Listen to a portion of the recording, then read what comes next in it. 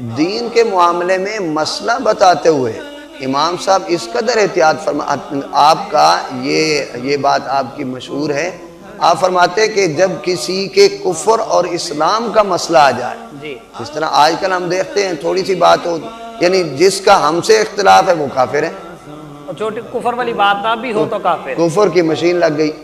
آپ نے فرمایا کہ ایک آدمی میں کفر کی 99 وجوہات موجود ہیں اور ایک وجہ ہے اس کے مسلمان رہنے کی، تو کوشش کرو اس کو مسلمانوں میں ہی رہنے دو، اللہ اکبر، اللہ اکبر، اس کو مسلمانوں میں ہی رکھا جائے۔ آپ سے جب پوچھا گیا کہ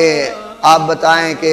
حضرت امیر معاویہ افضل ہیں یا حضرت علی اور مرتضیٰ افضل ہیں، تو آپ نے فرمایا مجھے ان مسائل کی پڑھی ہوئی ہے جن کی وجہ سے میں جنت جہنم میں جا سکتا ہوں، مجھے تو آخرت کی پڑھی ہوئی ہے، میں یہ جانتا ہوں کہ اللہ تعالیٰ نے انہیں ہدایت عطا فرمائی۔ سبحان اللہ۔ اور حضرت علقمہ اور حضرت اسود کے بارے میں جب پوچھا گیا کہ ان میں سے کون افضل ہے، آپ نے فرمایا تم سے حلال حرام کے معاملات پوچھے جائیں گے، ان میں پڑھنے کی تمہیں ضرورت ہی نہیں۔ یعنی ان چیزوں میں احتیاط کرنے کی آپ ہمیشہ کے لیے کوشش کرتے تھے۔ ایک آدمی نے کہا کہ میں نبی ہوں، نبوت کا اس نے دعویٰ کر دیا، لوگوں نے آ کر اس کو مارنا شروع کر دیا،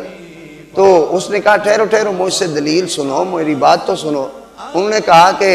امام صاحب سے جا کے کہا کہ وہ کہتا ہے کہ میرے ساتھ بیٹھ کے بات کرو، میری دلیل تو سنو۔ تو آپ نے فرمایا جو اس سے دلیل مانگے وہ بھی کافر ہے، اللہ اکبر، اللہ اکبر، کیونکہ جب وہ کہہ رہا ہے کہ میں نبی ہوں، نبی پاک صلی اللہ علیہ وسلم کی بات میں شک کر کے اس کی طرف ہم دیکھیں گے۔ اللہ، جب حضور نے فرما دیا لا نبی بعدی، میرے بعد کوئی نبی نبی نہیں، آنا ہی نہیں، تو دلیل پوچھنے کی وجہ کیا؟ یہ احتیاط، یہ معاملات امام صاحب رحمۃ اللہ علیہ اپنے قلم میں اپنے فتاوی جات میں ضرور رکھا تھا۔